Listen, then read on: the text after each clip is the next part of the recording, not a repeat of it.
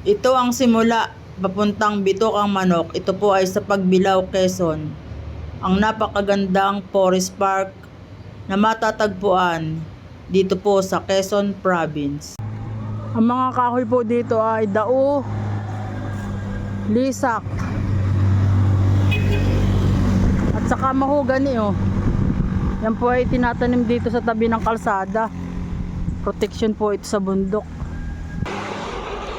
Ang sigsag po ay nahati sa dalawa.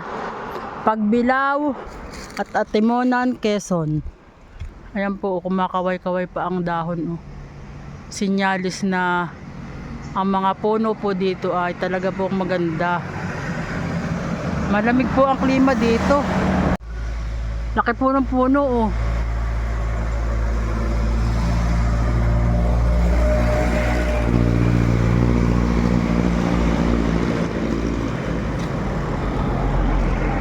Ganda no, quality ano. Hindi mayayapos oh. Yan ang kahoy dito sa sigsag. Dami nakakabit na halaman oh. Puno ng lisak. Yan po ang kilala kong kahoy ay oh. Quality kahoy.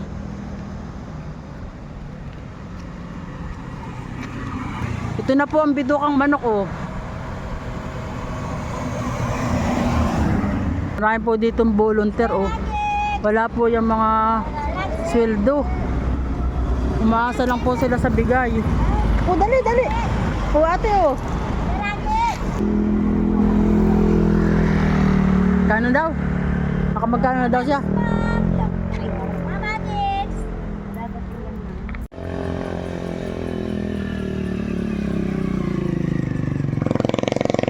Gapang si kuya oh.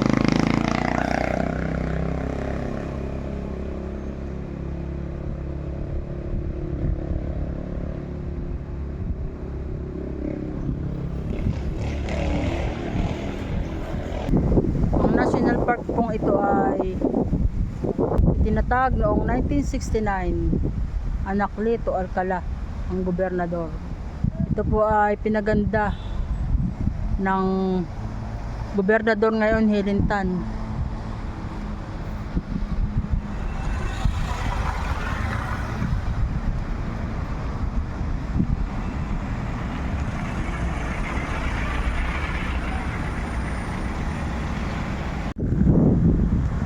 Punta tayo, gagabihin tayo.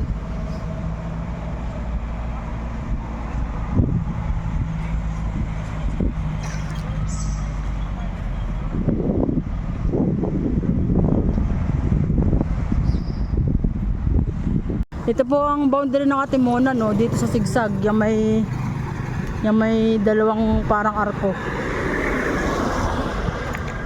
Atimonan na yung pagbaba. Ah, ibig sabihin malayo ang Pagbilao ano? Malayo. Halos sa kain ng Pagbilao ang buong sigsag.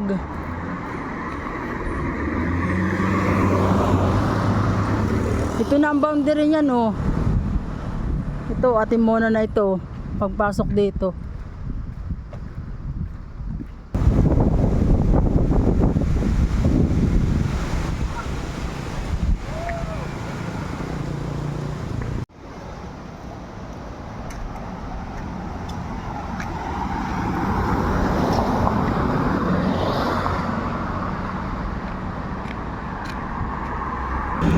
Lakad lang po kami. Simula Pagbilao oh. Bakit ng sigsag? National Park Atimonan, Quezon. Nakarating po kami, naglakad lang. Experience.